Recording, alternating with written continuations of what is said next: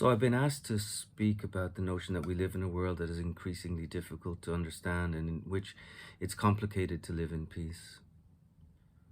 As a writer and observer of this world, how do you carry its weight and how do you experience this situation? Well, I suppose the most honest answer would be I don't know. I think that's the most honest answer we can give to anything right now. I think we live in a world that's increasingly diseased with certainty.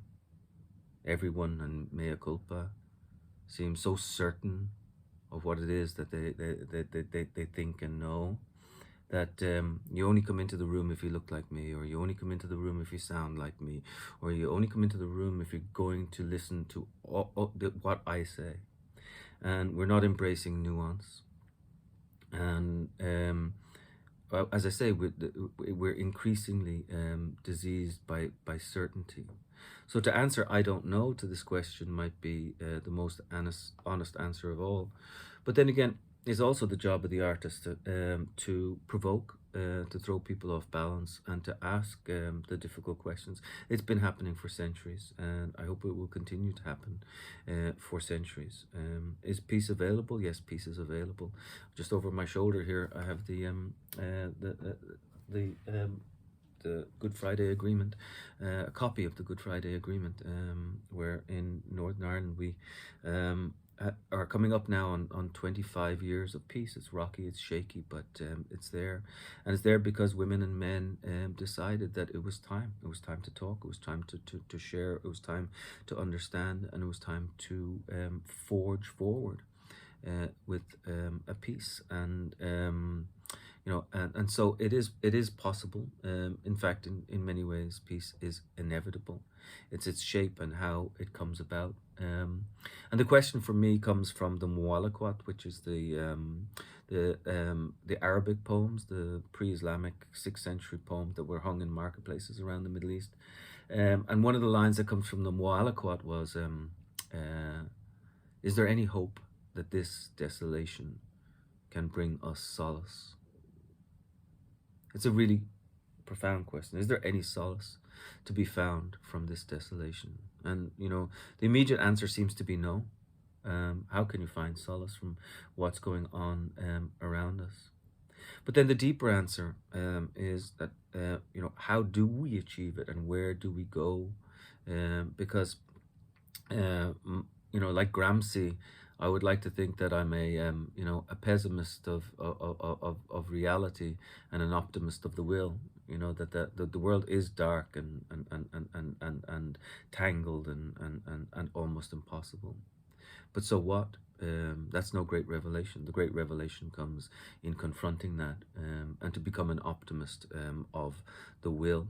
I will say this, that in the early 1930s, so this question has been asked for a long time. In the early 1930s, a series of letters went back and forth between Albert Einstein and Sigmund Freud, the father of relativity and the father of psychoanalysis, the bellwether minds of their time. And in the course of exploring what Einstein called humankind's lust for hatred, he asked Freud if he thought it might be possible to, quote, guide the psychological development of man so that it can become resistant to the psychoses of hate and destruction, thereby delivering civilization from the menace of war.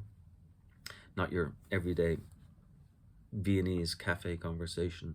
The psychoses of hate, delivering civilization from the menace of war, humankind's lust for hatred. The world, as we know, was on the knife edge of destruction and had already witnessed, through the First World War, the opening ding-dongs of doom. And Einstein and Freud, as those bellwether minds, felt a public and moral responsibility to speak out. Einstein wanted to cultivate the idea of a world peace, and he believed that Freud might help him find an answer. In Freud's eventual reply, which came by post several weeks after the initial request, he said to Einstein that all his life he'd been telling people truths that were difficult to swallow. In his opinion, there was not much likelihood of our being able to suppress humanity's aggressive tendencies. It's easy to infect mankind with war fever, and we have an active instinct for hatred and destruction. But, he said, the desire to end war was not impossible. Anything, and I quote, Anything that creates emotional ties between human beings must inevitably counteract war. What should be sought, he said, was a community of feeling, a mythology of the instincts. A community of feeling, a mythology of the instincts, what we might call today a story. And so I believe that one of the things that we must do is that we must, remove ourselves from this world where we're diseased with certainty. We must embrace the idea of I don't know.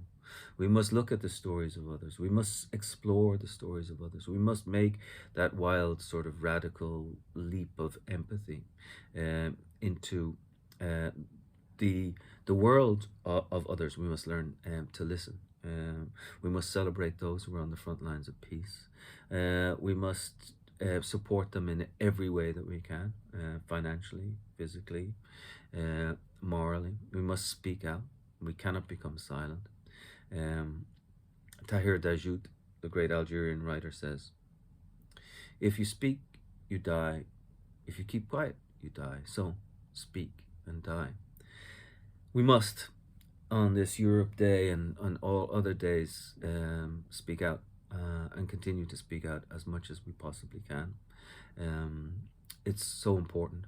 I thank everybody for giving me a chance to talk on this day, and I hope that we can continue to disrupt each other, throw each other off balance, and ask the complicated, difficult questions, and continue to develop these communities of feeling and these mythologies of the instinct always being towards bending, we hope, towards justice.